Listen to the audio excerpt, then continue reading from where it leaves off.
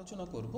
আমি জানি না যে এর আগে আমি ইউটিউবে একটা রীতিবাদ নিয়ে সামগ্রিক আলোচনা দিয়েছিলাম, যে অনেকেই হয়তো দেখোনি। আমি রীতিবাদটা আসলে মানে ভারতীয় কাব্যতত্ত্ব একে অন্যের সাথে সংযুক্ত। আমরা যদি বেসিক একটা কনসেপ্ট তোমাকে দিয়ে দিই, যেহেতু রীতিবাদে আমরা ঢুকবো, তো ভারতীয় কাব্যতত্ত্বের আমি একটা বেসিক কনসেপ্ট যদি তোমাদের দিয়ে দিই, তাহলে এরকম দাঁড়ায় যে কাব্য সম্পর্কিত যে জিজ্ঞাসাগুলো, সেই জিজ্ঞাসাই হচ্ছে তোমার ভারতীয় কাব্যতত্ত্ব। অর্থাৎ একটা সাহিত্যকে আমরা কখন সেটাকে সাহিত্য বলতে পারি, অর্থাৎ কাব্য বলতে পারি। মানে যে সময়টার কথা হচ্ছে সেই সময় আসলে কাব্য নাম দেওয়া হচ্ছে, আসলে মূলত বক্তব্যটা হচ্ছে যে একটা লেখাকে আমরা কখন তাকে সাহিত্যের মর্যাদা দিতে পারি। এখন এর কিছু ভারতীয় তত্ত্ব কথা রয়েছে, আবার কিছু পাশ্চাত্য কাব্য কথা রয়েছে, তত্ত্ব কথা রয়েছে। দেখবে ভারতের যে তত্ত্ব কথাগুলো রয়েছে সেটা হচ্ছে ভারতীয় কাব্যতত্ত্ব, আর যেটা পাশ্চাত্যের রয়েছে সেটা কি পাশ্চাত্য কাব্যতত্ত্ব। এই দুটো বিষয় হচ্ছে বেসিক পার্থক্য। কি এখানে জিজ্ঞাসা করা হয় যে আসলে কাব্যটা কি, হ্যাঁ, কাব্যের প্রাণটা কি। এই কথা বলতে গিয়ে দেখবে যে একেবারে রীতিবাদের সূচনার দিকে তখন অলংকারকে প্রাধান্য দেওয়া হচ্ছে। বলা হচ্ছে যে একটা কাব্য কাব্য হতে পারে না ততক্ষণ যতক্ষণ তার ভেতরে অলংকার না থাকছে। অলংকার কি? শব্দ অলংকার এবং অর্থ অলংকার, সেই হিসাবে। তারপরে এই কথা বলার পরে একদল আসছে, বলছে কি যে যদি তাই হবে তবে এমন তো অনেক কাব্য রয়েছে যে নিরলঙ্কার কাব্য, এমন অনেক নিরলঙ্কার কাব্য রয়েছে যেগুলোকে কাব্যের মর্যাদা দেওয়া হচ্ছে, অর্থাৎ সেখানে অলঙ্কার নেই তবুও কাব্য। তারপরে তারা খানিকটা আরও মডিফাই করছে তাদের বক্তব্যকে, বলছে যে না, সৌন্দর্যম অলঙ্কার, তারপরে রীতি আসছে, কেউ বক্রোক্তির কথা বলছে, কেউ তোমার ঔচিত্যবাদের কথা বলছে, এবং আলটিমেটলি আমরা গিয়ে পৌঁছাচ্ছি হচ্ছে ধ্বনি বা রসের কথাতে আমরা পৌঁছাচ্ছি। এখন দেখো, ভারতীয় কাব্যতত্ত্বের একেবারে সূচনা লগ্নে আমরা ভরতকে পেয়েছিলাম। ভরতই আসলে প্রথম রসের কথা বলেছিল। তো সেই সময় হয়তো তেমনভাবে আমরা রসটাকে গ্রহণ করতে পারিনি, হ্যাঁ, কিন্তু ধীরে ধীরে এই যে আলোচনাগুলো বাড়তে থাকলো, প্রথমে আসলে রসের কথা দিয়ে বলা হলো, রসের কথা বলতে বলতে ধীরে ধীরে ভরত, তোমার তারপরে বামন, ভামহ, এগুলো পর দণ্ডী, হ্যাঁ, তারপরে এরকম আস্তে আস্তে আস্তে আস্তে শেষে চক্রাকারটাকে দেখা গেল যে আলটিমেটলি সেই রসে এসেই আমরা ফিরে এলাম। রসকেই কাব্যের আত্মা হিসাবে দাঁড় করানো গেল, যারা ধ্বনিবাদীরা যেটাকে বিশেষ ব্যাখ্যা দিয়ে দাঁড় করিয়েছেন। তো যাই হোক, এইটা হচ্ছে বেসিক কনসেপ্ট ভারতীয় কাব্যতত্ত্বের। এই কাব্যতত্ত্বের আলোচনায় আমরা আজকে পড়ব হচ্ছে রীতিবাদ। রীতিবাদ পড়বার আগে একটা বেসিক কনসেপ্ট বুঝে নাও, হ্যাঁ, ভুলে যাও কাব্যতত্ত্বের কথা। রীতিটা কি? তোমরা তো স্টাইলটাকে শুনেছো, স্টাইল শব্দটাকে শুনেছো, স্টাইল দাও। আমরা যদি কাব্য সাহিত্যের ক্ষেত্রে বলি তাহলে আমরা বলি, দেখবে যে রবীন্দ্রিক স্টাইল আমরা বলে থাকি, যে বঙ্কিমের স্টাইল। আবার যদি আমরা ক্রিকেট, আমরা এই যে সদ্য চ্যাম্পিয়ন্স ট্রফিও হলো, ক্রিকেটের দিকে তাকাই, সেক্ষেত্রেও দেখবে যে আমরা বলি যে একটা বিরাট কোহলির স্টাইলে খেলছে, এটা ধোনির স্টাইল, এই শটটা ধোনির স্টাইল, হ্যাঁ, এই শটটা রোহিতের, হিটম্যানের স্টাইল। এই যে আমরা যখন বলছি যে অমুকের স্টাইল, হ্যাঁ, আসলে দেখো প্রত্যেকেই ক্রিকেট খেলছে, ক্রিকেট খেলবার মধ্যেও প্রত্যেকের একটা নিজস্বতা সেখানে যুক্ত করছে। এই যে যখন তার নিজস্বতা যুক্ত হচ্ছে তখন আমরা সেই স্টাইলটাকে বলছি, কিন্তু মূল বিষয়টা কিন্তু ক্রিকেট। তারপরে গিয়ে সে এই ব্যাপারটা, এই জন্য জয়েন করছে বলে মাঝে মাঝে একটু ব্যাঘাত ঘটছে, এটাকে মানিয়ে নিও, যেহেতু অনেকে জয়েন করছে ক্লাস। তো যাই হোক, এই যে যে গঠনটাকে, এই যে যে স্টাইলটাকে, এই স্টাইলটাকে আসলে বামন বলল এটাই হচ্ছে কাব্যের আত্মা। স্টাইল ছাড়া কাব্যের আলাদা কোনো প্রাণ নেই। এই কথাটা প্রতিষ্ঠা করতে গিয়ে সে নানান বক্তব্যে এনেছে এবং তর্ক বিতর্ক করেছে। তো বেসিক এইটা, রীতি শব্দটাকে কি বোঝা গেছে? রীতি শব্দটা আমাকে এইটুকু একটু ক্লিয়ার করো তো, যে রীতি শব্দটা বোঝা গেল কিনা? হ্যাঁ স্যার। বেশ, চলো আমরা এগোই এবার। দেখো, সংস্কৃত অলঙ্কার শাস্ত্রে রীতির বাদের কিন্তু একটা বিশেষ ভূমিকা রয়েছে। আমরা শেষ পর্যন্ত আমরা যতগুলো মতবাদ পড়ব, এই অলঙ্কারবাদ, রীতিবাদ, বক্রোক্তিবাদ, ঔচিত্যবাদ, যাই পড়ি না কেন, প্রত্যেককে হয়তো তোমার কাব্যের আত্মা হিসাবে প্রাণ প্রতিষ্ঠা পায়নি ঠিকই, কিন্তু প্রত্যেকের কিন্তু একটা বিশেষ ভূমিকা রয়েছে। অর্থাৎ এই আলোচনাগুলোই কিন্তু আসলে আমাদের রসবাদের দিকে ধাবিত করেছে। এই আলোচনাগুলো যদি না হতো তাহলে হয়তো রসবাদে আমরা এত তাড়াতাড়ি পৌঁছাতে পারতাম না, রসবাদকে এত তাড়াতাড়ি গ্রহণ করতে পারতাম না। তো এই আলোচনার কিন্তু একটা বিশেষ ভূমিকা রয়েছে, এই আলোচনার কিন্তু বিশেষ গুরুত্ব রয়েছে। যাই হোক, সংস্কৃত অলঙ্কার শাস্ত্রে দেখো ধ্বনিতত্ত্বের উদ্ভব ও প্রতিষ্ঠার পূর্বে অলঙ্কার এবং গুণ অলঙ্কার এবং গুণের পরেই রীতির আলোচনা অত্যন্ত গুরুত্বপূর্ণ ভূমিকা পালন করেছিল। প্রথমত অলঙ্কার শব্দ এবং অর্থ অলঙ্কার এই বিষয়টা প্রাধান্য লাভ করলো এবং একটা সময় অলঙ্কারকে ভীষণভাবে মান্যতা দেওয়া হলো যে না, কাব্যের আত্মা অলঙ্কার। এই জন্য অনেকেই তোমার এখনো পর্যন্ত কিন্তু আমরা অলঙ্কার শাস্ত্র বলে ডাকি, দেখবে অলঙ্কার শাস্ত্র, কাব্যতত্ত্ব বা অলঙ্কার শাস্ত্র এই বিষয়টাকে কিন্তু আমরা বলি। অর্থাৎ এই যে অলঙ্কার শাস্ত্রটাকে বলছি আমরা, তার কারণ হচ্ছে প্রথম দিকে ওই নামটা প্রচলন হয়ে গেছিলো। যেমন করে আমরা আসলে ম্যাগি বলি, আসলে নুডলস ব্যাপারটা, ম্যাগি একটা কোম্পানি, তেমনি করে এরও একটা অলঙ্কার প্রকারভেদ, কিন্তু প্রকারভেদটা এত জনপ্রিয় হয়েছিল যে ওইটাকেই আসলে কাব্যতত্ত্বের রূপ দিয়ে দেওয়া হয়েছিল, যে ওটাই তার নাম বোধ হয় অলঙ্কার শাস্ত্র। তো অলঙ্কারের পরে গুণ ব্যাপারটা একটা বিশেষ ভূমিকা পালন করেছিল, তারপরে রীতির বিষয়টা আসছে, এই যে পরপর করে এই পপুলারিটিগুলো পাচ্ছে। তো গুণ আমরা জানবো কি পরবর্তীকালে আমরা দেখছি। আচ্ছা, বামনের পূর্বে দেখো এই জায়গাগুলো আমি বারে বারে বলছি যে ওইটা ছিল আমাদের কনসেপ্ট ক্লিয়ার, আর এইটা ছিল আমাদের এমনভাবে এই জায়গাটা পড়তে হবে যেন এই জায়গাটা থেকে আমরা প্রশ্ন করতে পারি। যার জন্য কিন্তু আমি এখানে বেশ কিছু লাইন তুলে দেবো, যেটা তোমার দেখতে খানিকটা একটু ওয়ার্ড লাগলেও এই লাইনগুলোর সঙ্গে পরিচিত থাকাটা খুব দরকার, না হলে কিন্তু উত্তর করা যাবে না।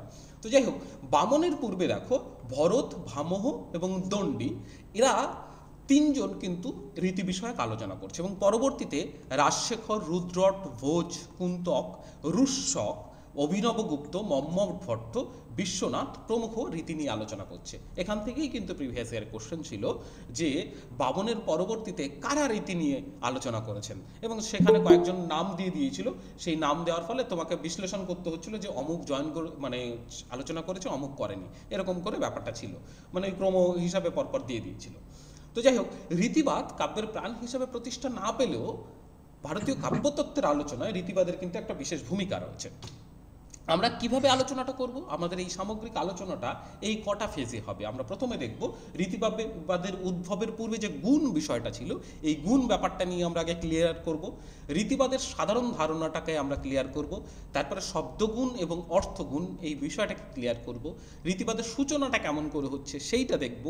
রীতির প্রকারগুলোকে নিয়ে আমরা আলোচনা করব, তারপরে বামনের রীতির আলোচনা আমরা করব, তারপরে বামনের রীতিবাদ দেখব, এবং তারপরে সবশেষে সিদ্ধান্ত। এবং মাঝে মাঝে আমরা এখান থেকে চেষ্টা করব একটা একটা করে উদাহরণ বা প্রশ্ন নেওয়ার, প্রিভিয়াস ইয়ার কোশ্চেন হোক বা আমাদের মক টেস্ট সিরিজের কোশ্চেন হোক, আমরা একটা দুটো কোশ্চেন নিয়ে বোঝার চেষ্টা করব যে এখান থেকে আসলে কি টাইপের প্রশ্নগুলো আসে। মক টেস্টটা আরেকবার বলো, প্রশ্নটা আমি বুঝতে পারিনি।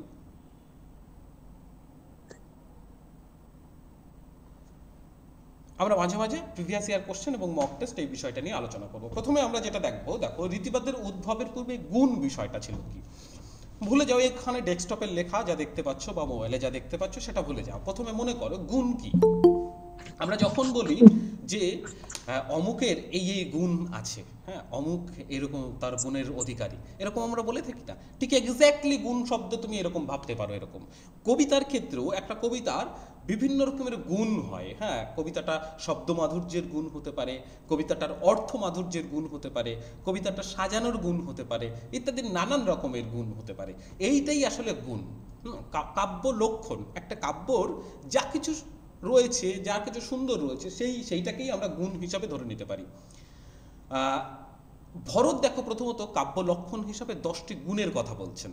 তিনি বলছেন যে একটা কাব্যে এরকম 10টা গুণ থাকতে পারে, হয়তো তার শব্দ ভালো, তার অর্থ ভালো, তার সাজানোটা ভালো, তার অলঙ্কার ভালো, ইত্যাদি ইত্যাদি বলে ভরত বলছে এরকম 10টা গুণ আছে কাব্য লক্ষণে।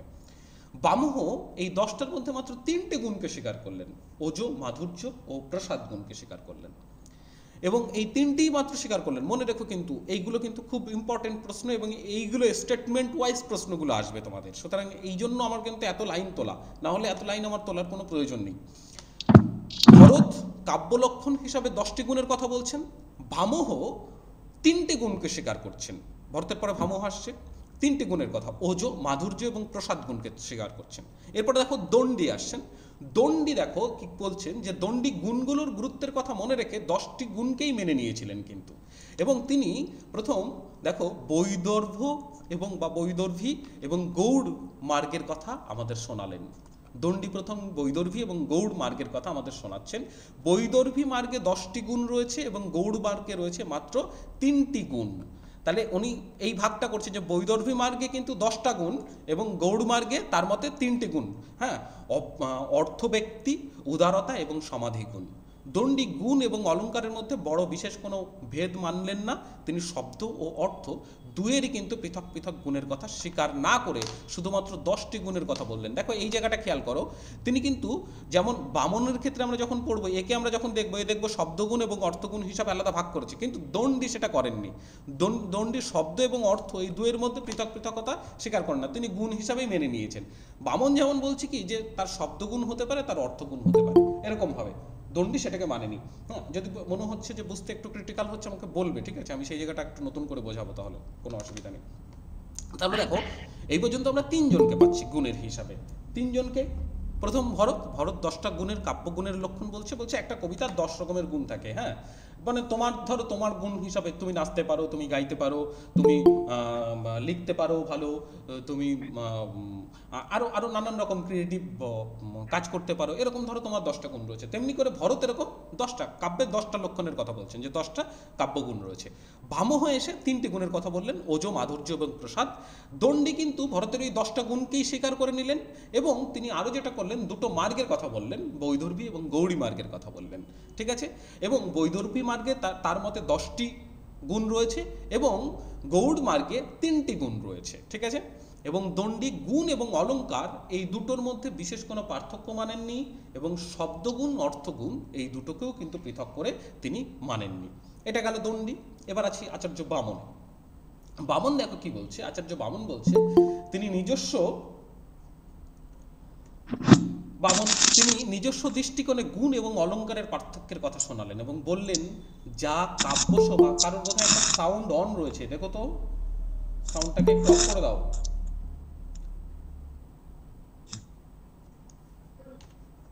কেউ একটা সাউন্ড অন রেখেছে, সাউন্ডটাকে একটু অফ করে দাও। হ্যাঁ, কুমার ইন্দ্র তোমার সাউন্ডটা হ্যাঁ অফ করেছো, ঠিক আছে। হ্যাঁ স্যার, অফ করে দিয়েছি, অফ করে দিয়েছি। ঠিক আছে, ঠিক আছে। দেখো আচার্য, তাহলে এই পর্যন্ত আমরা 3জনকে বুঝে নিলাম গুণ নিয়ে। গুণটা কিন্তু খুব গুরুত্বপূর্ণ। তুমি যদি মনে করে দেখো, গুণ নিয়ে কিন্তু ভালো তোমাদের মধ্যে সংশয় রয়েছে এবং গুণটা সব জায়গায় কাজে লাগছে এবং গুণ নিয়ে কিন্তু প্রচুর প্রশ্ন আসে, এই জন্য এই জায়গাটা পুরো গুণ ক্লিয়ার করে নাও।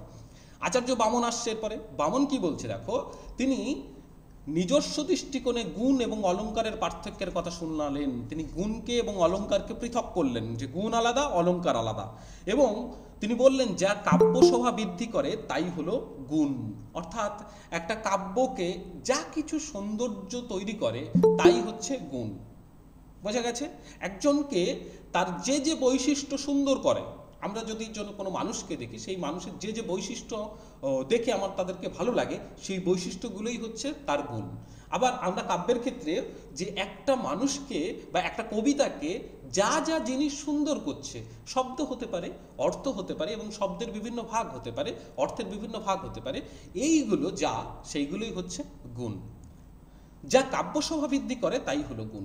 তিনি শব্দের এমন 10টি গুণের কথা বললেন যেগুলো অর্থেরও গুণ, কিন্তু শব্দের ক্ষেত্রে গুণগুলির একরকম অর্থ এবং অর্থের ক্ষেত্রে সেগুলির অন্যরকম অর্থ। মানে 10টা গুণই আছে। হ্যাঁ, 10টা ধরো অমুক 1 নম্বর গুণ, 1 নম্বর গুণের শব্দগত একটা অর্থ আছে, আবার অর্থগত একটা অর্থ আছে, ঠিক আছে। এই যে যে ভাগটা, যেটা দণ্ডী অস্বীকার করছে, মনে করো দেখো দণ্ডী শব্দগুণ এবং অর্থগুণকে মানছেন না। অর্থাৎ এক গুণ একটাই, নাম একটাই, ধরো ওজোগুণ, ওজোর শব্দগুণগত একটা অর্থ, অর্থগুণগত আর একটা অর্থ। এরকম কিন্তু আচার্য বামন সেটাকে বলছে যে শব্দের 10টা আলাদা গুণ মানে অর্থ রয়েছে এবং তার অর্থগুণ হিসাবে আলাদা অর্থ রয়েছে।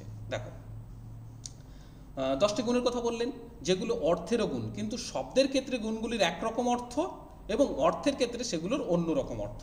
গুণ সম্পর্কে ভাবনার ফলশ্রুতিতে রীতিবাদ প্রতিষ্ঠার সম্মান আলংকারিক বামনেরই প্রাপ্য। তিনি ওই অলঙ্কার আলোচনা করতে করতে আসলে গুণের দিকে এসেছিলেন, গুণ থেকে তিনি আসলে রীতিতে পৌঁছেছিলেন। অর্থাৎ তার পূর্বে কাব্যের আত্মা নিয়ে, অর্থাৎ কাব্যের অন্তর্নিহিত উপাদান নিয়ে এমনভাবে কিন্তু কেউ মাথা ঘামাননি। তিনি বললেন রীতি কাব্যের আত্মা। রীতি হলো পদসমূহের এক বিশেষ ধরনের বিন্যাস, পদসমূহের বিশেষ ধরনের, আমি বিশ্লেষণ করবো এরপরে, ভয় নেই। আর এই বিশেষ ধরনটি ফুটে ওঠে গুণাবলীর জন্যে। আমাকে বলো তো এইটুকুতে যে এইটুকুতে গুণ নিয়ে কোনো সংশয় আছে কিনা। আমরা আর একবার একটু গুণটাকে স্মরণ করি। ভরত বলছেন 10টা কাব্য গুণের কথা, এই হ্যাঁ ভরত 10টা কাব্য লক্ষণের 10টা গুণের কথা বলছেন। ভামো হয়ে এসে আলংকারিক ভামো হয়ে এসে বলছেন যে না 10টা নয় 3টে গুণকে তিনি স্বীকার করছেন। দণ্ডী এসে আবার ওই ভরতের 10টা গুণকে স্বীকার করছেন এবং সেই সঙ্গে তিনি বৈদর্ভীয় গৌড়ী রীতির কথা বলছেন। একই সঙ্গে তিনি তোমার এই যে গুণ এবং অলংকার এই দুটোকে দণ্ডী আলাদা করে বিশেষভাবে দেখছেন না, এবং তিনি শব্দ এবং অর্থগুণ এই দুটোকেও আলাদা করে দেখছেন না। অর্থাৎ বামন যেগুলোকে দেখছে দণ্ডী সেগুলোকে দেখছেন না। বামনের সঙ্গে যদি পার্থক্যটা করে দেখতে পারবে, বামন 10টা গুণ স্বীকার করছে, এও 10টা গুণ স্বীকার করছে, অর্থাৎ এই দুজনের এই জায়গাটা মিল রয়েছে। অমিল কোথায়? বামন তোমার এই যে সব গুণ এবং অলংকার এর মধ্যে দণ্ডী পার্থক্য দেখেনি, বামন কিন্তু এর মধ্যে পার্থক্য খুঁজেছে। দণ্ডী শব্দ এবং অর্থ এই দুটো গুণকে পৃথকভাবে মানেননি, ইনি শব্দ এবং অর্থ এই দুটো গুণকে পৃথকভাবে মেনেছেন। ক্লিয়ার গুণ? এগোই আমরা, চলো। আচ্ছা এই যে দেখো লাস্ট কথাটা আমরা এখানে যেটা দিয়েছিলাম, পদসমূহের এক বিশেষ ধরনের বিন্যাস, যাকেই তোমার বামন রীতি বলছেন। তখন এই যে রীতি কি এইটা বিষয়ে প্রশ্ন উঠলো যে আসলে রীতি কি। বামন বললেন রীতি আসলে পদরচনার বিশিষ্ট ভঙ্গি যা নির্দোষ অবয়ব সংস্থান যুক্ত হবে। প্রশ্ন উঠল পদ কি, প্রশ্ন উঠল বিশিষ্ট কি, প্রশ্ন উঠল নির্দোষ অবয়ব সংস্থান বলতে কি বোঝানো হচ্ছে। তাহলে দেখো পদ কি বলছে, পদ হলো এই যে কাব্য রচনার যে এক একটা লাইন বা এক একটা পদ, সেটাই হচ্ছে মানে কাব্য দেহটাকেই আসলে পদ বোঝানো হচ্ছে। পদ দেখো, পদ আসলে কাব্য দেহ, অর্থাৎ তার শরীরটাকে পদ বলা হচ্ছে। বিশিষ্ট অর্থে উনি গুণ অর্থে বোঝাচ্ছেন, শব্দগুণ এবং অর্থগুণ, অর্থাৎ ওই যে তাহলে পদরচনা অর্থাৎ কাব্যদেহ, বিশিষ্ট হচ্ছে ওই যে শব্দগুণ এবং অর্থগুণ, এই যে 10টা করে গুণের কথা যেগুলো উনি উল্লেখ করে দিয়েছে, আমরা পরের পেজেই দেখব, সেইগুলো হচ্ছে বিশিষ্ট। আর নির্দোষ অবয়ব, অর্থাৎ তার গঠনটাকে নির্দোষ হতে হবে। এখানে একটা খুব সুন্দর উদাহরণ দিয়েছিলেন অচিন্ত বিশ্বাস। তিনি বলছেন যে উদাহরণটাকে এমনভাবে বিশ্লেষণ করেছেন যে ধরো একটা মানে মাটি রয়েছে, মাটি থেকে প্রতিমা নির্মাণ হচ্ছে, হ্যাঁ যে কোনো প্রতিমা নির্মাণ হচ্ছে। তো সেই প্রতিমার নির্মাণটা, সেই বেসটা, এই গঠনটা যদি ভুলভাল হয়, এই গঠনটাকে যদি ভুলভাল হয়, প্রকৃত শিল্পীর হাতে না পড়ে ওই মাটি নিয়ে তো ধরো তার পা মোটা করে দিয়েছে, হাত মোটা করে দিয়েছে, এরকম মানে সামঞ্জস্য নেই, যেমনটা পায়ের সঙ্গে হাতের একটা সামঞ্জস্য থাকার কথা তেমনটা নেই, হ্যাঁ তখন তো সেই গঠনটা নির্দোষ হলো না। এবং তাকে যদি যতই আমরা সাজাই না কেন, সাজিয়ে গুছিয়ে অলংকার পরাই না কেন, সে তো আর ওরকম সুন্দর হবে না, তাই না? ধরো একটা তার হাত ছোট, এক হাত ছোট আর এক হাত বড়, এক পা মোটা আর এক পা সরু, এরকম ভাবে করেছে, তারপরে তাকে যতই অলংকার পরাই না কেন, আমরা তো সেই প্রতিমাটাকে আর সুন্দর মনে হবে না, তাই না? এখানে বলা হচ্ছে যে নির্দোষ অবয়বটা হচ্ছে, অবয়বটা তার গঠনটা কিন্তু সুন্দর হতে হবে। গঠন সুন্দর হলে তারপরে তাকে অলংকার পরিহিত করালে সুন্দর লাগবে, ঠিক আছে? এই ক্ষেত্রে হচ্ছে নির্দোষ অবয়ব সমস্ত। তাহলে টোটাল কথাটা কি দাঁড়ালো, একটা কাব্যদেহ, সেই কাব্যদেহটা যেটা হচ্ছে পদরচনা, মানে কাব্যদেহটাকে পদ বলা হচ্ছে, বিশিষ্ট অর্থে গুণ অর্থে, অর্থাৎ ওই কাব্যের মধ্যে বিভিন্ন গুণগুলো থাকবে, তার শব্দগুণ থাকবে, অর্থগুণ থাকবে, এবং কাব্যের এই যে গঠনটা, সাজানোটা বা গঠনটা, সেটা যেন নির্দোষ হতে হয়, তখনই তাকে রীতি বলা হবে। এই দেখো এখানে মূর্তির অবয়ব সংস্থান হলো মুখ্য, বাইরে থেকে চাপিয়ে দেওয়া অলংকার হলো গৌণ। অতুলচন্দ্র গুপ্ত তাই বলছেন অঙ্গে অলংকার পরলেই মানুষকে সুন্দর দেখাবে না যদি তার অবয়ব সংস্থানের মধ্যে দোষ থেকে যায়, ওই যে তার গঠনটাই যদি দোষ থেকে যায়। তাহলে গোটা কথাটার অর্থ দেখো কি দাঁড়ালো, গোটা কথাটাই যে কাব্যদেহের অন্তর্গত পদগুলি গুণযুক্ত হয়ে প্রকাশ পেলে তাকে এই রীতি বলা হচ্ছে। কি হলো? কাব্যদেহের অন্তর্গত পদগুলো গুণযুক্ত হয়ে প্রকাশ পেলে তাকে রীতি বলা হচ্ছে।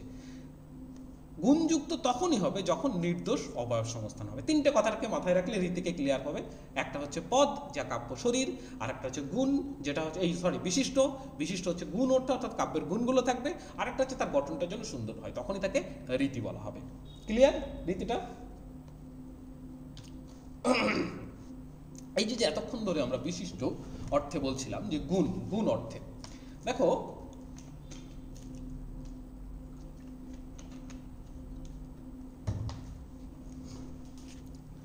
গুণকে বামন দুরকম, দেখো এই যে ওজো, ও কেন আমরা বলছিলাম যে একই একই গুণের নামই একই, কিন্তু তার একটা শব্দগত অর্থ রয়েছে আর একটা হচ্ছে অর্থগত অর্থ রয়েছে। এই দুটো ভাগে কিন্তু ভাগ করা হচ্ছে। দেখো ওজো শব্দে যেমন কি বোঝাচ্ছে, পদরচনার গাঢ়ত্বকে বোঝাচ্ছে, এটা হচ্ছে তোমার শব্দগত অর্থে। আর অর্থগত অর্থে দেখো ওজো বলতে গাম্ভীর্যকে বোঝানো হচ্ছে, তাহলে পদরচনার গাঢ়ত্ব আর ওদিকে হচ্ছে গাম্ভীর্য। প্রসাদ বলতে দেখো শিথিল রচনাকে প্রসাদ বলা হচ্ছে। আর এখানে দেখো অর্থ বলতে অর্থের সারল্য, মানে খুব অর্থগত দিক দিয়ে তার খুব একটা ভারী অর্থ নয়, তখন সেটাকে প্রসাদ বলা হচ্ছে।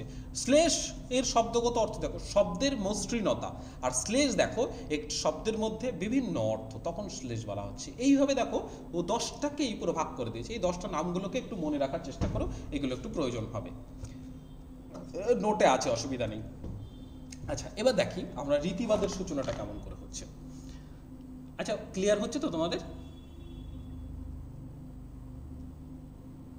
হ্যাঁ স্যার। বেশ, ঠিক আছে, চল, অসুবিধা হলে আমাকে দাঁড় করাবে, ঠিক আছে?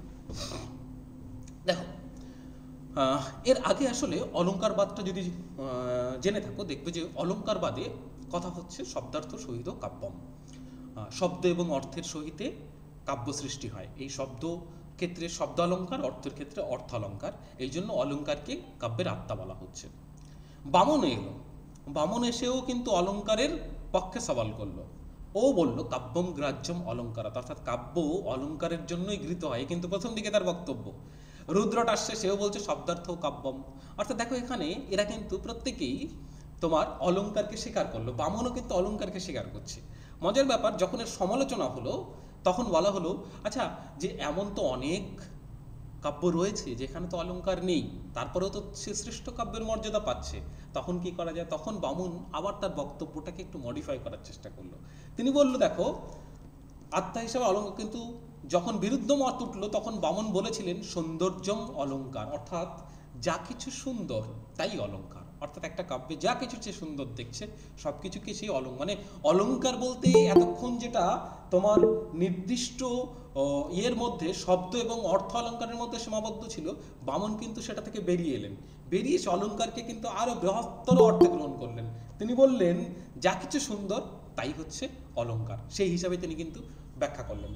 একটি কথা বলতে গিয়ে সৌন্দর্য অলঙ্কারকে সমর্থক করে অলঙ্কার রীতি গুণ এ সব কিছুকেই তিনি অলঙ্কার অর্থ বোঝাতে চেয়েছিলেন। এই প্রসঙ্গে আলোচনা করতে করতে তিনি গুণকে প্রাধান্য দেন। মানে এই দেখো ও ব্যাপারটা কিরকম দাঁড়াচ্ছে, প্রথমে তো অলঙ্কার নিয়ে আলোচনা করলো, অলঙ্কার নিয়ে আলোচনা করতে করতে গুণের কথাই এই তোমার সৌন্দর্যের কথা চলে এলো, সৌন্দর্যের কথা আস্তে আস্তে গুণের কথায় চলে এলো, গুণের কথায় আস্তে আস্তে ও রীতিতে চলে এলো। এই ঠিক এই ক্রমে অনুসারে আসলে রীতিবাদের সূচনা হচ্ছে। অলঙ্কার দিয়ে শুরু করলো, যখন বিরোধী মত উঠলো তখন ওই সৌন্দর্যের কথা আনলো, সৌন্দর্যের কথা আনতে গিয়ে গুণ এসে উপস্থিত হলো, গুণকে আলোচনা করতে করতে সে রীতিতে পৌঁছালো। এই ক্রম অনুসারেই আসলে রীতিবাদের সূচনা হচ্ছে। বামনের গুণ নিয়ে চর্চা থেকে রীতিবাদের জন্ম হচ্ছে। তিনি সৌন্দর্য অলঙ্কার থেকে গুণ এবং গুণ থেকে রীতিতে পৌঁছালেন, প্রত্যেকটা গুরুত্ব দিয়ে। দেখো তার মতে কাব্যের আত্মা রীতি, কিন্তু রীতির আত্মা হচ্ছে গুণ, গুণের আত্মা সৌন্দর্য। অর্থাৎ সে আসলে বোঝাতে চাইলো একটা কাব্য যখন সৌন্দর্য পরিপূর্ণ হবে, সেই সৌন্দর্য পরিপূর্ণ তখনই হবে যখন তার মধ্যে গুণ থাকবে। আর একটা কাব্য তখনই মানে গুণান্বিত হলেই সেই কাব্যর রীতি ঠিক হবে। অর্থাৎ সর্বশেষে গিয়ে তিনি রীতিকেই কাব্যের আত্মা বলে প্রসিদ্ধ লাভ করতে পারলেন। এবং এর ফলে দেখো যে বললাম যে বিরুদ্ধ মত, এর ফলে তিনি আবার বললেন যে অলঙ্কৃত বাক্য মাত্রই কাব্য নয় এবং নিরলঙ্কার বাক্য কাব্য হতে পারে, তার কারণ কাব্যের আত্মা হলো রীতি, রীতির আত্মা কাব্যস্য। অলঙ্কার হচ্ছে এই রীতির আনুষঙ্গিক বস্তু। অঙ্কে অলঙ্কার পড়লেই মানুষকে সুন্দর দেখায় না যদি না তার অবয়ব সংস্থান নির্দোষ হয়। রীতি হচ্ছে কাব্যের সেই অবয়ব সংস্থান। বামন গুণের উপর ভিত্তি করে তার রীতিবাদের প্রতিষ্ঠা করেছেন বলেই 10টি গুণ ও প্রত্যেকটি গুণের 2টি অর্থের কথা বলা হলো। শব্দ গঠনের ক্ষেত্রে শব্দগুণ, এবং মনে রাখতে হবে যেগুলো আর কি শব্দগুণ কি করে কবিকে মনে রাখতে হয়, মানে এর গুণগুলোর কথা কবিকে স্মরণে রাখতে হবে। আর অর্থগুণ যেটা কবিকে ব্যাপকতর স্বাধীনতা এনে দেয় কাব্য রচনায়। ক্লিয়ার? এইভাবে দেখো রীতিবাদের সূচনাটা আসলে হচ্ছে। এখন বারে বারে যে জায়গাটা থেকে প্রশ্ন আছে সেটা হচ্ছে রীতির প্রকার। বামন 3 প্রকার রীতির কথা বললেন। বৈদর্ভী গৌড়ী, যেটা আর কি দণ্ডী দু প্রকার বলেছিল, উনি তার সঙ্গে আর একটা সংযোজন করলেন, পাঞ্চালী রীতির কথা সংযোজন করলেন। তার মতে এই যে বৈদর্ভী রীতি, দেখো তাহলে বামন আগে আমরা দেখলাম দণ্ডী গৌড়ী এবং এই বৈদর্ভী এবং গৌড়ী কথা বললেন, বৈদর্ভী এবং গৌড়ীর কথা বললেন দণ্ডী, তারপরে ইনি এইটাকে যুক্ত করলেন পাঞ্চালীকে। দেখো বৈদর্ভী বামনের মধ্যে শ্রেষ্ঠ রীতি। কেন? কারণ কি এই যে 10টি গুণের কথা বামন বললেন, এই 10টি গুণই বৈদর্ভী রীতিতে পাওয়া যায়। তারপরে তিনি গৌড়ীর কথা বললেন, তারপরে তিনি পাঞ্চালীর কথা বললেন। এই 3 প্রকার গুণের কথা বললেন, যার মধ্যে তিনি বৈদর্ভীকে শ্রেষ্ঠ গুণ হিসাবে প্রতিষ্ঠা করলেন। রুদ্রটে এসে লাটিও নামে আর একটা রীতি যুক্ত করলেন। কোথায়? গুজরাট অঞ্চলের কথা মাথায় রেখে তিনি আর একটা রীতি যুক্ত করলেন, লাটিও। অর্থাৎ রুদ্রট 4 প্রকার রীতির কথা বললেন। রাজশেখর এসে আবার আর একটা রীতি যুক্ত করলেন, মৈথিলি রীতিকে যুক্ত করলেন। ভোজ এসে 6 প্রকার, এই মৈথিলি নয়, এই যে বৈদর্ভী, গৌড়ী, পাঞ্চালী এবং লাটিও, এই 4টে, এবং ভোজ আরো নিজে 2টো বলল, অবন্তিকা এবং মাগধী। এই 6টা রীতির কথা ভোজ স্বীকার করলেন। তাহলে বামন করলেন 3টে রীতির কথা, রুদ্রট 4টে, যার মধ্যে তার সংযোজন হচ্ছে লাটিও, রাজশেখর 5টা, যার মধ্যে সংযোজন হচ্ছে মৈথিলি, ভোজ 6টা, যার মধ্যে সংযোজন হচ্ছে অবন্তিকা এবং মাগধী। এখন এরা যখন এই এমন করে তোমার প্রকারভেদগুলো বলছে এবং স্থান এবং কালভেদে এই প্রকারভেদগুলো যখন বাড়তে শুরু করলো, তখন কুন্তকের থেকে পিছিয়ে এলেন। বললেন আচ্ছা এই যে বললো বৈদর্ভী গৌড়ী, কেন বললো বলো তো? সেটা হচ্ছে এই যে আমি বলছিলাম যে এক একজনের স্টাইল, আমরা এইখানে ব্যক্তি দিয়ে বুঝলাম, তখন আসলে এলাকা ভিত্তিক হলো, যে এই এলাকার মানুষগুলো এই টাইপের কবিতা লেখে, ওই এলাকার মানুষ ওই টাইপের কবিতা লেখে, ওই এলাকার মানুষ ওই টাইপের কবিতা লেখে। এইরকমভাবে এলাকা ভাগ করে এরকম 3টে ভাগে ভাগ করা হলো। একটাকে বৈদর্ভী নাম দেওয়া হলো, আর একটাকে গৌড়ী নাম দেওয়া হলো, আর একটাকে পাঞ্চালী নাম দেওয়া হলো। বোঝা গেল? এই যে 3টে পদ্ধতিতে আসলে নেওয়া হলো। তো এখানে এরকম করে দেখো রুদ্রট বাড়ালো, রাজশেখর বাড়াচ্ছে, ভোজ বাড়াচ্ছে, এবং আরো থাকলে আরো অনেকে বাড়াবে। সেইখান থেকে কুন্তক আসলে খানিকটা বিচলিত হলো, বলল যে না, এরকম হতে পারে না। অঞ্চলভেদে এবং দেশভেদে যদি আমরা রীতির কথাকে এইভাবে স্বীকার করি, তাহলে সেটা যথেষ্ট না, এবং তার কোনো শেষ নেই, তা ক্রমান্বয়ে বাড়তেই থাকবে। তাই তিনি দেশভেদে এবং এই মানে অঞ্চলভেদে তিনি রীতির এই বিভাজনকে পুরোপুরি অস্বীকার করলেন। তিনি নিয়ে আসলেন 3টি মার্গের কথা নিয়ে আসলেন। দেখো তিনি 3টি মার্গের কথা বলছেন, সুকুমার, বিচিত্র এবং উভয়াত্মক, এই 3টি মার্গের কথা তিনি বলছেন। এগুলোর কোনটি ভালো কোনটি মন্দ তা তিনি ঠিক বলছেন না।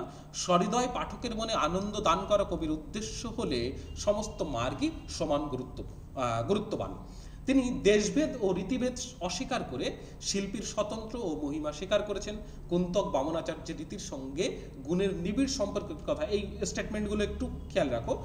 কুন্তক বামনাচার্যের রীতির সঙ্গে গুণের নিবিড় কথা স্বীকার করেছেন এবং রসসৃষ্টিতে রীতির সার্থকতা দতিত করায় রসের সঙ্গে রীতির সম্পর্ক গড়ে উঠেছে, এটাও স্বীকার করেছে। অর্থাৎ কুন্তক এই বামনের এই 2টো বিষয়কে স্বীকার করলেন, যে রীতির সঙ্গে গুণের নিবিড় সম্পর্ক আছে এবং রসসৃষ্টিতে রীতির কিন্তু সার্থকতা রয়েছে, এই 2টো বিষয়। আচ্ছা, বামন যেমন রীতিকে নির্দিষ্ট এলাকাভিত্তিক করলেন, উভয়ে কিন্তু এই কুন্তক তাকে অস্বীকার করেছেন, কিন্তু উভয়ই রীতির সঙ্গে গুণের সম্পর্কের কথা স্বীকার করেছেন। বামন রীতিকে তখনই আত্মা বলেছেন যখন রীতির আত্মা গুণ হয়, গুণ যা কবির বিষয়বস্তুকে উত্তম করে। বোঝা গেল? এটা হচ্ছে রীতির প্রকারভেদ। এখন এর পরবর্তীতে রীতির আলোচনাটা কেমন করে অগ্রসর হচ্ছে সেটা একটু দেখে নাও। প্রথমত রাজশেখর কি বলছে দেখো। রাজশেখর বৈদর্ভী, গৌড়ী এবং পাঞ্চালী এই 3 রীতির কথা বলছেন। হ্যাঁ, মেবার, বাংলা এবং উত্তরপ্রদেশ এই 3 অঞ্চলের দিকে তাকিয়ে তিনি এই 3 রকম রীতির কথাকে স্বীকার করলেন। আচ্ছা, দণ্ডী তো আমরা জানি যে দণ্ডী প্রথম রীতিবাদের পত্তন করেছিলেন, এবং মানে রীতিবাদের কথা কিন্তু পত্তন মানে কি, রীতিবাদের কথা দণ্ডী প্রথম আনছেন কিন্তু, ঠিক আছে, বামনের পূর্বে। আচ্ছা, তবে রীতিকে কাব্যের আত্মারূপে প্রতিষ্ঠিত করার কৃতিত্ব বামনেরই। হ্যাঁ, রুদ্রট গুজরাট অঞ্চলের কথা, লাঠিও রীতির কথা বলছেন। দেখো তো আমরা এই পর্যন্ত যেটুকু পড়লাম তার থেকে এটা প্রিভিয়াস ইয়ারের একটা কোশ্চেন। দেখো তো এই প্রশ্নটার উত্তর তোমরা পারো কিনা, একটু কমেন্ট করে, মানে ইয়েতে মেসেজ বক্সে কমেন্ট করে জানাও দেখি।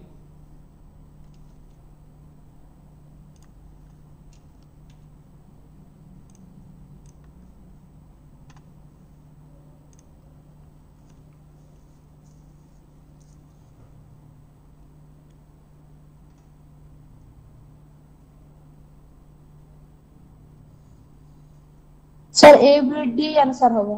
হ্যাঁ হ্যাঁ, ডি आंसर।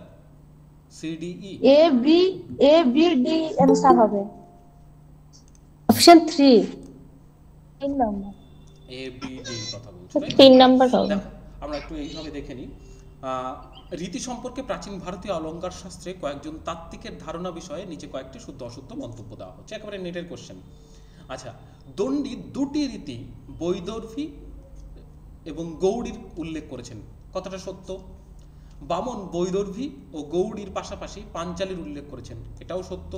বামন পাঞ্চালীর শ্রেষ্ঠত্ব স্বীকার করেন, এটা তো সত্য নয়, কারণ পাঞ্চালী নয়, উনি কোনটার কথা বলছিলেন? বৈদর্ভী রীতিকে শ্রেষ্ঠত্ব বৈদর্ভী। বলছেন।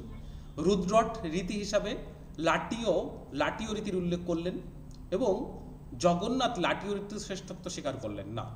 তাহলে এ বি এবং ডি, এ বি এবং ডি, ঠিক আছে, এইটা উত্তর হচ্ছে। ক্লিয়ার? দেখলে বোঝা যাচ্ছে যে কি টাইপের প্রশ্নগুলো আসছে। এই প্রশ্নগুলো কিন্তু হামেশাই পারা যাবে এবং এই টাইপের প্রশ্নই কিন্তু রীতিবাদ থেকে আসছে।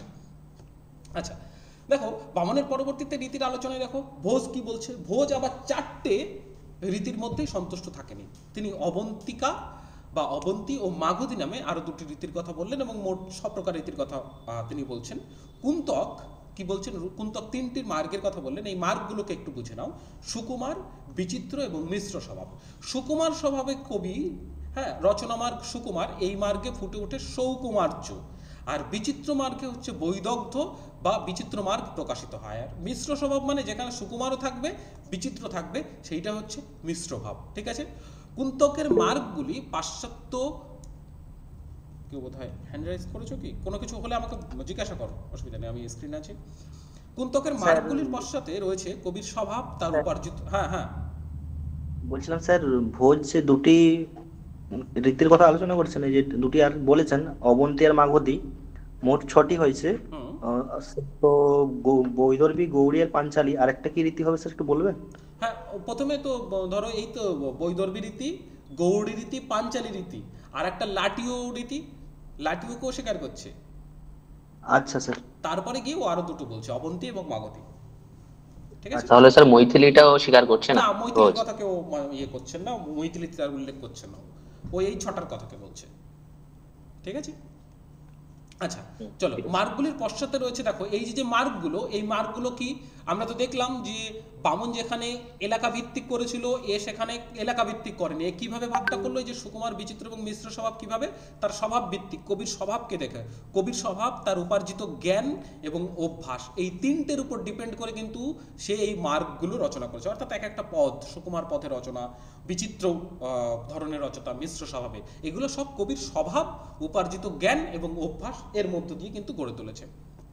আচ্ছা, এবং দেখো আর একটা বিষয়, যে আমরা দেখতাম যে ওই যে বামন যেমন বললো কি অমুক রীতি শ্রেষ্ঠ, অমুক রীতি শ্রেষ্ঠ নয়, কুন্তক কিন্তু আবার সেটা মানলেন না। কুন্তকের মতে সব রীতি কিন্তু তোমার মানে সমস্ত মার্গই কিন্তু সমান, কারণ যেহেতু সব মার্গই যে মানে এই কবিদের উদ্দেশ্য কি?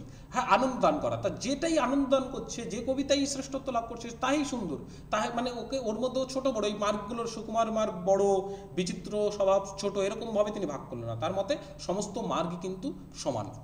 আচ্ছা, রুশ্যক এলেন, দেখো প্রাচীন আলংকারিকদের মধ্যে অনেকেই বৃত্তি এবং রীতি, রুশ্যকের এই যে সবচেয়ে বা রুজ্জক দুটোই হতে পারে, বৃত্তি এবং রীতি এই দুটোর মধ্যে তিনি কিন্তু প্রথম মানে কি বলে ওটাকে, দৃষ্টিকোণ তার প্রথমে গেল এবং তিনি সেই পার্থক্যটাকে তুলে ধরলেন, কিন্তু অন্যরা যেটাকে অ্যাভয়েড করলেন।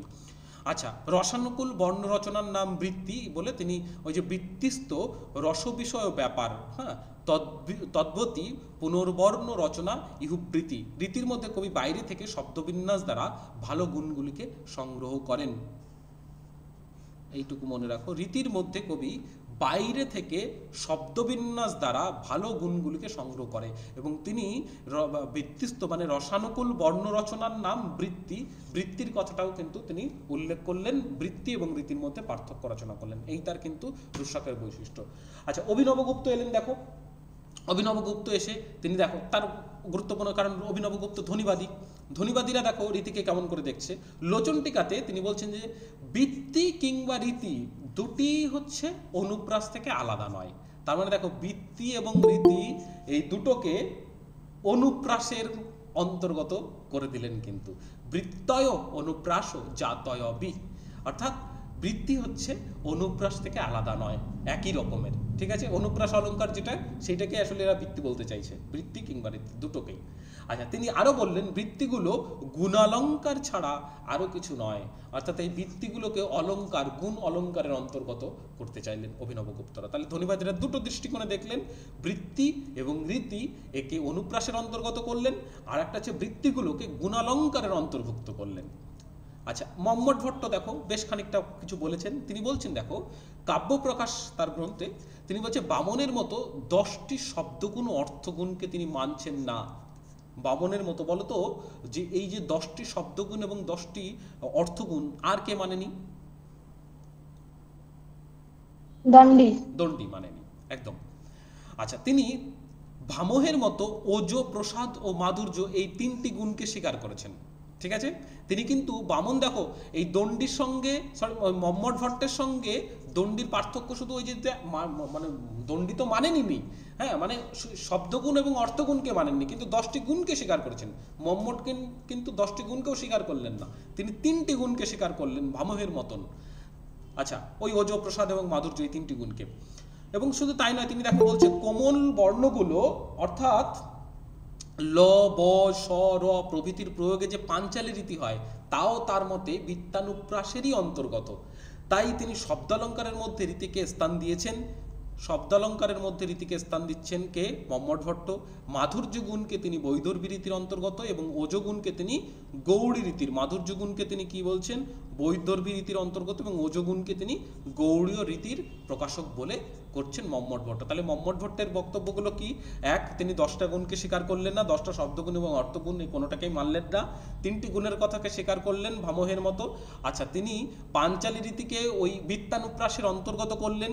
তিনি রীতিকে ইটসেলফ শব্দালঙ্কারের মধ্যে ঢোকালেন, এবং মাধুর্য গুণকে তিনি বৈদর্ভী রীতির অন্তর্গত করলেন, ওজগুণকে তিনি গৌড়ী রীতির প্রকাশক বলে ধরলেন। আচ্ছা, বিশ্বনাথ কি বলছেন দেখো। বিশ্বনাথের মতে, সাহিত্য দর্পণ তার লেখা, রীতি হলো শব্দ সংগঠন, আর এমন যে রীতি তা কখনো কাব্যের আত্মা হতে পারে না। ঠিক আছে, রীতি হচ্ছে তিনি শব্দের সংগঠন বলে দাবি করলেন বিশ্বনাথ। তাহলে আমরা যদি দাবিগুলোকে একবার দেখে নিই, আমরা অভিনবগুপ্ত বলছে অনুপ্রাসের অন্তর্গত, বৃত্তি এবং রীতি দুটোকেই অনুপ্রাসের অন্তর্গত করলেন এবং বৃত্তিগুলোকে তোমার গুণালঙ্কার হিসাবে দেখালেন। মম্মট ভট্ট পাঞ্চালী রীতি এইগুলোকে আসলে এও খানিকটা বৃত্তিনুপ্রাসের অন্তর্গত বললেন। বিশ্বনাথ শব্দ সংগঠন হিসাবে দাবি করলেন। এরা কিন্তু দেখো কেউ আসলে বৃত্তিকে, এই রীতিকে প্রাণ হিসাবে সেরকম ভাবে স্বীকার করলেন না। দেখো তো এই প্রশ্নটা এটা করতে পারো কিনা। নিচের শব্দগুলিতে কয়েকটা মন্তব্য দেওয়া হলো, কোনগুলো শুদ্ধ সেটা খুঁজে বের করুন। দেখো এটা করতে পারো কিনা।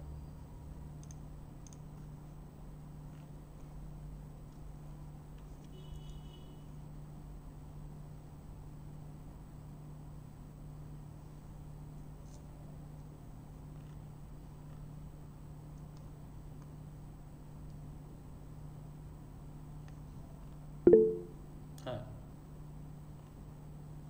বলো বলো। কুন্তক 3টি মার্গের কথা বললেন, কথাটা সত্য?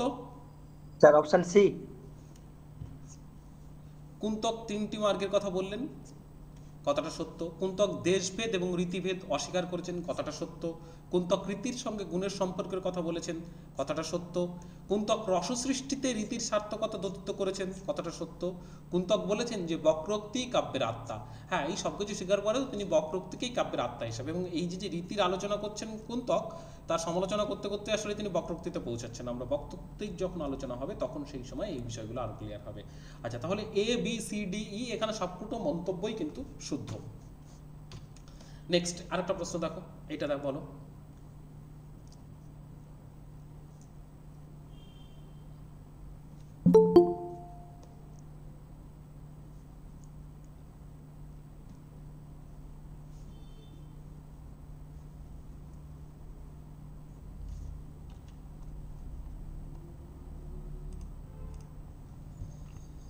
চাইলে মেসেজেও লিখতে পারো তোমরা কিন্তু উত্তরগুলো। 2 নম্বর উত্তর। Sir option C. সি হবে স্যার। হ্যাঁ, অপশন সি। দেখো আমরা আরেকবার দেখি, রুচক বলছেন যে রীতির মধ্যে কবি বাইরে থেকে শব্দবিন্যাস দ্বারা ভালো গুণগুলোকে সংগ্রহ করেন। হ্যাঁ, এই যে দেখো আমরা বললাম যে ওই যে শব্দবিন্যাস দ্বারা ভালো গুণগুলোকে সংগ্রহ করেন, এটা রুচকের দাবি। অভিনবগুপ্ত বলেছেন যে বৃত্তি কিংবা রীতি দুটোই অনুপ্রাস থেকে আলাদা নয়, তাই তো? কথাটা সত্য, এই কথাটাও সত্য। মম্মট ভট্ট 10টি শব্দগুণ এবং 10টি অর্থগুণ মানেননি, এটা দেখলাম, কথাটা সত্য। মম্মট ভট্ট ওজো, প্রসাদ, মাধুর্য এই 3টি গুণকে স্বীকার করেছেন, কথাটা সত্য। বিশ্বনাথের মতে রীতি হলো শব্দ সংগঠন। বিশ্বনাথের মতে হ্যাঁ, তিনি ওই শব্দ সংগঠন বলেই দাবি করলেন, অর্থাৎ এখানেও সবগুলো মন্তব্যই কিন্তু শুদ্ধ। চলো এখন আমরা দেখে নিই যে আচার্য বামন আসলে তাহলে রীতিবাদ বলতে কি বোঝাতে চাইলেন। আমরা রীতিবাদটাকে দেখলাম, তার সমালোচনাটাকেও দেখলাম, বামন আসলে কি বোঝাতে চাইলেন। বামন দেখো বলছে, প্রথমত আমরা দেখলাম যে কাব্যম গ্রাহ্যম অলঙ্কারাৎ, এই কথাটা, এই সূত্র প্রথম তিনি আলোচনা করলেন। হ্যাঁ, বামন আসলে আলোচনাতে প্রথম এই বিষয়টাকে আলোচনা করেছিলেন, এবং এখান থেকে ধরতে ধরতে তিনি অর্থ যে কাব্য যে গ্রহণীয় হয় বা উপাদেয় হয় তার জন্য, তা অলঙ্কারের জন্য, এই কথাটা বললেন। এবং এই কথাটাকে আরো পরবর্তীকালে তিনি ক্লারিফাই দিলেন যে সেটা এই যে মানে অলঙ্কার, এটা শুধুমাত্র অনুপ্রাস উপমাদি অলঙ্কার নয়, সেটা তিনি বোঝালেন, সেটা আসলে সৌন্দর্যম অলঙ্কার। অর্থাৎ এই যে কাব্যম গ্রাহ্যম অলঙ্কার, যেখানে শব্দ এবং অর্থ অলঙ্কারের কথা বোঝানো হচ্ছিল, সেইখান থেকে তিনি সরে এসে তিনি আসলে বলতে চাইলেন যে এইগুলো শব্দ অলঙ্কার বা অর্থ অলঙ্কারের কথা আমি বলছি না, আমি বলছি আসলে সৌন্দর্যম অলঙ্কার। এই সৌন্দর্যম অলঙ্কার থেকে কথা বলতে বলতে তিনি আসলে রীতির দিকে ধাবিত হলে বা গুণের কথাকে তিনি উল্লেখ করলেন। তাহলে প্রথম সূত্রে দাঁড়ালো তিনি সৌন্দর্যের জন্যই কাব্যগ্রাহ্য, আর এ সৌন্দর্য কাব্যের অন্তর্নিহিত সৌন্দর্য, তিনি বাহ্যিক সৌন্দর্যের কথা কিন্তু বললেন না। কাব্যে এ সৌন্দর্য সৃষ্টি হতে পারে কাব্যকে দোষমুক্ত করে, গুণযুক্ত করে এবং অনুপ্রাস উপমাদি অলঙ্কার যুক্ত করে। তাহলে দোষমুক্ত মানে ওই যে নির্দোষ অবয়ব সংস্থান হতে হবে, আর গুণযুক্ত মানে আমরা যে গুণগুলোর কথা পড়লাম, ওই 10টা গুণ যেটা বামন বলেছে, ওই 10টা শব্দগুণ এবং অর্থগুণ যুক্ত হতে পারে। আচ্ছা, অনুপ্রাস উপমাদিও যুক্ত হতে পারে, তবে তিনি পরে একথাও স্বীকার করলেন যে অনুপ্রাস উপমাদি এটা বাহ্য, মানে থাকতেও পারে নাও থাকতে পারে। দেখো কাব্যের মধ্যে গুণসমূহ অবশ্যই থাকবে, যুক্তভাবে, পৃথক পৃথকভাবে নয়, কিন্তু প্রচলিত অলঙ্কারগুলো থাকা আবশ্যিক নয়, কারণ গুণগুলো নিত্য বা স্থায়ী এবং উপমাদি অলঙ্কার অনিত্য বা অস্থায়ী। দেখেছো, গুণগুলো বলছে নিত্য এবং স্থায়ী, এবং অলঙ্কার হচ্ছে অনিত্য বা অস্থায়ী।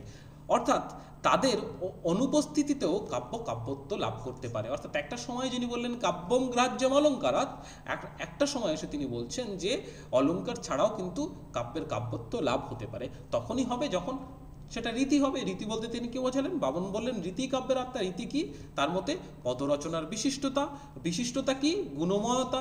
পদরচনার বিশিষ্টতা ওজ, প্রসাদ এবং মাধুর্য প্রভৃতি গুণের সংযোজন। গুণ হলো কাব্যের শোভাতকর ধর্ম। গুণাত্মক বা গুণময় পদরচনার নামই হচ্ছে রীতি, যে কথাটা আমরা পরবর্তী মানে ধীরে ধীরে এতক্ষণ ধরে বিশ্লেষণ করলাম। আচ্ছা, এখন সিদ্ধান্তে কি আসা যায়? দেখো সিদ্ধান্তে মানে রীতিবাদ তো গেল, এবার রীতিবাদকে কিভাবে কোন পার্সপেক্টিভে দেখা যায়। দেখো রীতিবাদ ভারতীয় কাব্যতত্ত্বের আলোচনায় একটা বিশেষ জায়গা স্থান করে নিয়েছে, এটা নিয়ে কোনো দ্বিমত নাই। এবং তিনি যে গুণের কথা বললেন, তিনি অলঙ্কার থেকে, শব্দ অলঙ্কার থেকে বেরিয়ে এসে তিনি কাব্যে যে এই যে আভ্যন্তরীণ, তুমি দেখো যদি আলোচনাগুলো দেখো, আমরা যদি অলঙ্কার এবং রীতির এই যে যাত্রাপথটা, এই যাত্রাপথে সবচেয়ে বেশি যেটা উন্নতি লাভ করলো সেটা হচ্ছে এতক্ষণ পর্যন্ত শুধুমাত্র কাব্যের শরীরগুলোকে নিয়ে আলোচনা হচ্ছিল, অর্থাৎ তার বাইরের বিষয়গুলোকে নিয়ে। রীতিবাদের আলোচনাতে বামন কিন্তু তোমার ভিতরের কাব্যের অন্তরের কথাগুলো বলা শুরু করলো, তার অন্তর্নিহিত মিনিং এর কথা বলা শুরু করলো। কিন্তু দেখেছো এই যে বাইরের দিক থেকে অর্থাৎ শরীর থেকে তার আভ্যন্তরীণ দিকে প্রবেশটা কিন্তু এই রীতিবাদের থেকে হলো। এই ক্ষেত্রে কিন্তু রীতিবাদ খুব একটা গুরুত্বপূর্ণ বিষয়। কিন্তু তা সত্ত্বেও আমরা রীতিবাদকে কাব্যের মর্যাদা দিতে পারি বা কাব্যের প্রাণ হিসাবে প্রতিষ্ঠা আমরা মানে করা হয়নি, বা প্রাণ হিসাবে প্রাণ বলা যেতে পারে না।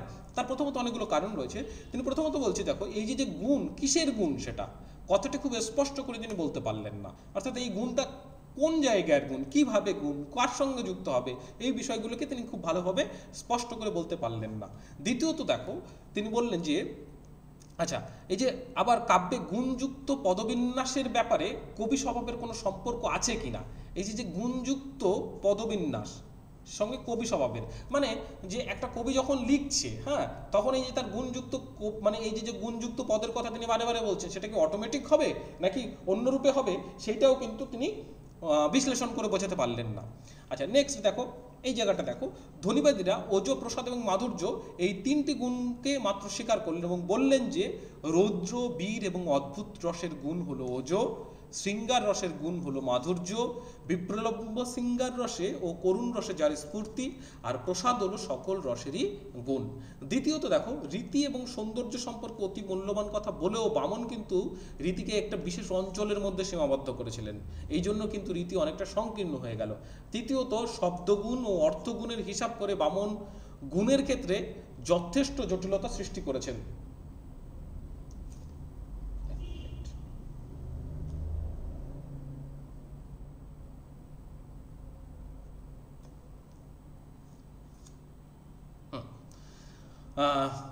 এতে গুণগুলির পার্থক্য করা কঠিন হয়ে পড়ে অনেক সময়, এই জন্য পরবর্তী অনেক আলংকারিক তার এই গুণকে কিন্তু মানেননি। এইটাই হচ্ছে রীতিবাদ। তোমাদের কি ক্লিয়ার হলো ব্যাপারটা? বলো তো এবার দেখি, তোমরা প্রশ্ন করো, আমি উত্তর দেওয়ার চেষ্টা করি। তোমাদের কি বিষয়টা ক্লিয়ার হলো? স্যার আরেকবার বলুন। কোনটা? প্রথমত যেটা আছে ওটা। সিদ্ধান্তটা? হ্যাঁ সিদ্ধান্ত দেখো, সিদ্ধান্তটা হচ্ছে রীতিবাদের একটা বিশেষ ভূমিকা রয়েছে ভারতীয় কাব্যতত্ত্বের আলোচনায়, কিন্তু তারপরও তার রীতিবাদগুলোকে আমরা যদি মোটা দাগে বলি যে কেন রীতিবাদগুলোকে আমরা আরও বিশেষ করে তার আলোচনাটাকে অনেক বেশি অসম্পূর্ণ বলছি, তার কারণ হচ্ছে তিনি এই যে গুণ কথাটা বলছেন না বারে বারে, যে গুণ থাকতে হবে, গুণযুক্ত হয়ে প্রকাশ হতে হবে, এবং সেই গুণগুলোর উল্লেখও তিনি করলেন, কিন্তু এই গুণের ব্যাপারটাকে নিয়ে তিনি স্পষ্ট বোঝাতে পারলেন না যে এই গুণগুলো আসলে কিসের গুণের কথা তিনি বলছেন। আর দ্বিতীয়ত, এই যে গুণগুলো, সেই গুণগুলো কি কবি স্বভাবসিদ্ধ, তার কি অটোমেটিক প্রস্ফুটিত হবে, অটোমেটিক বের হবে, নাকি কোনো শিখে করতে হবে, এই বিষয়টাকেও তিনি ক্লিয়ার করলেন না। দ্বিতীয়ত আর একটা জিনিস যেটা করলেন যে ধ্বনিবাদীরা, মানে এই গুণের প্রসঙ্গে ধ্বনিবাদীদের কথা বলা হচ্ছে যে ধ্বনিবাদীরা সমস্ত গুণকে স্বীকার করেননি, তারা কিন্তু তিনটে গুণকে স্বীকার করছেন, যেটা হচ্ছে ওজ, প্রসাদ এবং মাধুর্য, যেটা ওই ভামহ যেটা করলেন সেটাকেই। রৌদ্র, বীর এবং অদ্ভুত রসের গুণ হলো ওজ। ওজকে কি বললো? রৌদ্র এবং বীর এবং অদ্ভুত রসের গুণ হলো ওজ, শৃঙ্গার রসের গুণ হলো মাধুর্য, আর প্রসাদ হলো সকল রসের গুণ। প্রসাদকে তারা সকল রসের গুণ বলে উল্লেখ করছেন। আচ্ছা, দ্বিতীয় তার আলোচনার সীমাবদ্ধতাটা কোথায়? তিনি রীতিকে বৃহত্তর অর্থে ব্যাখ্যা করলেন বলে তিনি নির্দিষ্ট একটা অঞ্চলের মধ্যে রীতিকে সীমাবদ্ধ করলেন। মনে করে দেখো রীতির প্রকারভেদের কথা, যে তিনি একটা নির্দিষ্ট অঞ্চল ভিত্তিক রীতিকে ভাগ করছেন। তৃতীয়ত, তিনি এই যে শব্দগুণ এবং অর্থগুণ এবং প্রত্যেকটা যে আলাদা আলাদা মিনিং করেছে, এইটা অনেক বেশি জটিল হয়ে গেছে, যেটা অনেক বেশি গোলমালের ব্যাপার একটা, সেইটার জন্য তার আলোচনার সীমাবদ্ধতা দেখা দিয়েছে। ঠিক আছে, এই বিষয়গুলো রয়েছে। আর তাছাড়া রীতিকে তো আমরা কাব্যের প্রাণ হিসেবে গ্রহণ করতে পারিনি, তার কারণ এক একজনের স্টাইল ভিন্ন হতে পারে, কিন্তু ধরো তুমি এক স্টাইলে, আমি যখনই একটা রচনা লিখবো তখন তোমার স্টাইল আমার স্টাইল আলাদা হয়ে যাবে, কিন্তু তার মানে এটা দাঁড়ায় না যে আমিও কবিতা লিখছি তোমারটাও কবিতা হচ্ছে, এরকম হয় না। হয়তো তোমারটা কবিতা হচ্ছে আমারটা কবিতাই হচ্ছে না, হ্যাঁ, বা তোমারটা সাহিত্য হচ্ছে আমারটা সাহিত্যই হচ্ছে না। সুতরাং এই যে স্টাইল বা রীতি, এই জন্য এটাকে কিন্তু কাব্যের আত্মা হিসাবে প্রতিষ্ঠা করা যায়নি। ক্লিয়ার? বলো, আর কোনো প্রশ্ন? বৃত্তি যে বিষয়টা বললেন ওটা যদি আরেকবার বলে দেন। না, বৃত্তি নিয়ে তো এখানে আমরা আলোচনা বিশেষ করিনি। বৃত্তি আসলে এটা পরবর্তী আলোচনায় আসবে, কারণ কি এই বৃত্তি চট করে এখনই বুঝবে না। এরপরে আমরা যখন আরো মানে ধরো হয় কি যে আমরা অলঙ্কারবাদ যখন পড়ি তখন কিছু টার্মস আমরা বুঝতে পারবো, আমরা যখন রীতিবাদ পড়বো তখন মানে এর আনুষঙ্গে আবার পরবর্তী আলোচনায় বৃত্তি আসবে। ঠিক আছে, এখনই বললে ব্যাপারটা গোলমাল হয়ে যাবে। এখানে জাস্ট শুধু মানে বৃত্তি নিয়ে তোমার যেটা জানা দরকার এখানে, যে বৃত্তি এই তোমার আমরা এই যেটা দেখলাম এর ক্ষেত্রে আলংকারিক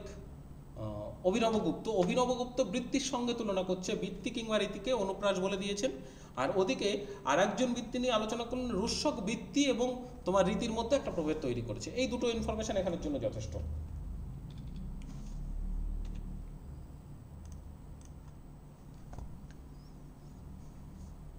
আর কোনো প্রশ্ন?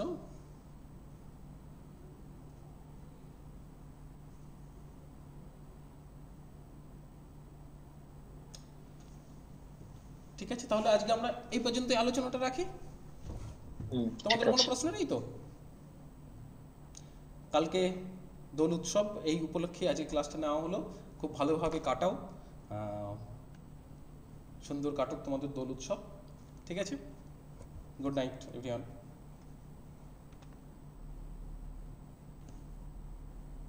আমার একটা অসুবিধা হচ্ছে যে আমি না ওই অ্যাপের মধ্যে ওই শুধুমাত্র এই বাংলা ভাষার উপর যে পিডিএফটা আপনারা দিয়েছেন ওটাই পেয়েছি, আর বাকি কোনো পিডিএফ না আমার ওপেন হচ্ছে না।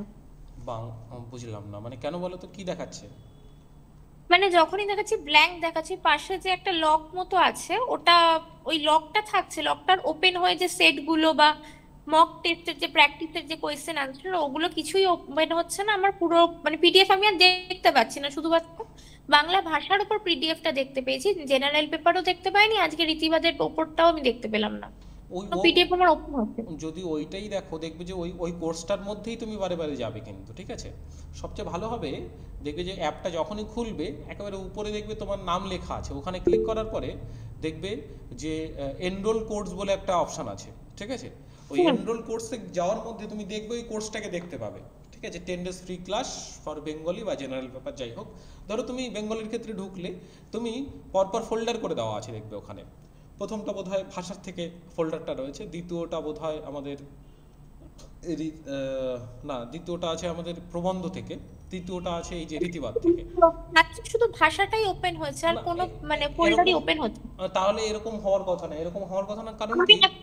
ইনস্টল করে আবার ইনস্টল করলাম, প্রবলেমটা হচ্ছে বলে, মানে হয়তো কোনো ফোনে কিছু প্রবলেম হচ্ছে, কিন্তু তাও এখনো ট্রাই করলাম, ওপেন হচ্ছে না তুমি আমার কোনো ফোল্ডারটা। অন্য কোনো ফোন দিয়ে আমাকে একটা ছবি পাঠাতে পারো, তাহলে আমি বুঝতে পারবো যে তুমি কোথায় আসলে প্রবলেমটা হচ্ছে। আচ্ছা আচ্ছা স্যার, ঠিক তুমি আছে আমাকে ঠিক একটা আছে, আমি ছবি তাহলে পাঠিও, হ্যাঁ হ্যাঁ, তাহলে আমি বুঝতে পারবো, ঠিক আছে? ওটা কি আপনার হোয়াটসঅ্যাপের ইনবক্সে পাঠাবো নাকি হ্যাঁ হ্যাঁ, গ্রুপে দিয়ে হোয়াটসঅ্যাপ, দেবো? না হোয়াটসঅ্যাপের ইনবক্সে, এগুলো পার্সোনাল সমস্যা, যখন তুমি পার্সোনালি পাঠিও, ঠিক আছে ঠিক আছে, ঠিক আছে? Thank you hmm, sir.